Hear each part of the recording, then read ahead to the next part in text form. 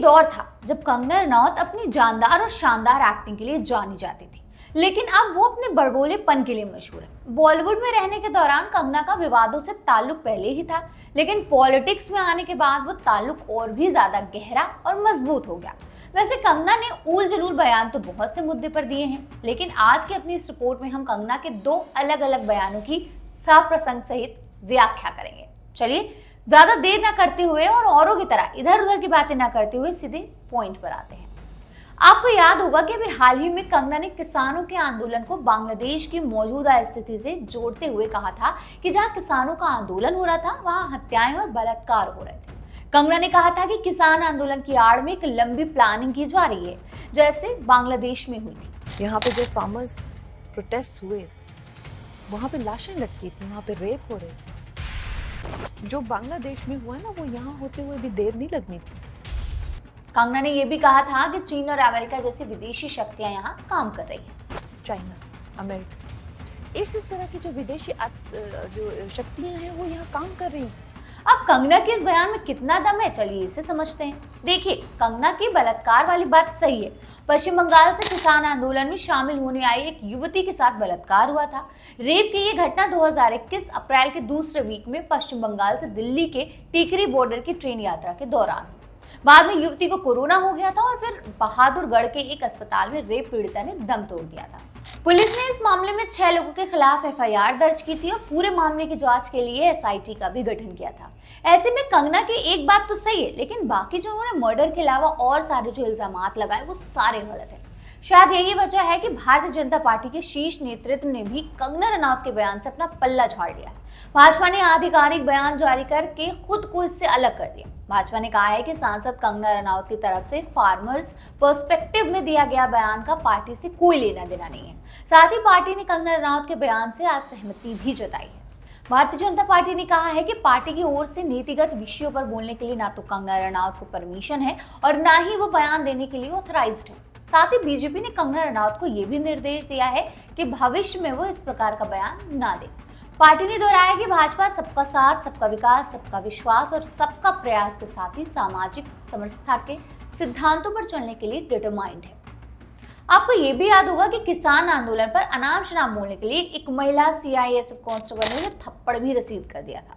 कंगना को थप्पड़ मारने वाले कांस्टेबल का नाम है कुलविंदर कौर, जो 3 कृषि कानून के खिलाफ किसानों के आंदोलन के दौरान पंजाब की महिलाओं के बारे में एक बयान पर कंगना की टिप्पणी से नाखुश थी, जिसमें कहा गया था कि पंजाब की महिलाओं ने पैसे के लिए किसानों के आंदोलन में भाग लिया था। खैर, अब आते हैं कंगना के दूसरे बयान पर, जिसमें उन्होंने नेताजी सुभाष चंद्र बोस को लेकर अपनी सोच बताई थी।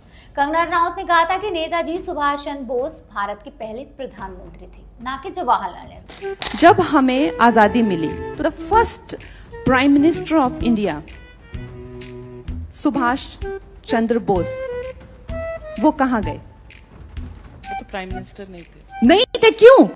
हालांकि वो सुभाष चंद्र बोस को 1943 में सिंगापुर में गठित आजाद हिंद सरकार का प्रमुख होने के आधार पर भारत का पहला प्रधानमंत्री बता रहे, जबकि बोस ने जिस तरह की सरकार का गठन किया था उसे गवर्नमेंट इन एग्जाइल या निर्वासित सरकार कहते हैं। इस तरह की सरकार देश से बाहर जाकर बनाई जाती है। ऐसी सरकारों के गठन का मकसद राजनीतिक दबाव बनाना होता है। आमतौर पर निर्वाचित सरकार को वास्तविक सरकार नहीं माना जाता। फिर भी अगर कंगना के तर्क को मान लें तो भी भारत के पहले प्रधानमंत्री मौलाना बरकतुल्लाह होंगे, क्योंकि उन्होंने बोस से पहले भी काबुल में निर्वासित सरकार का गठन किया था।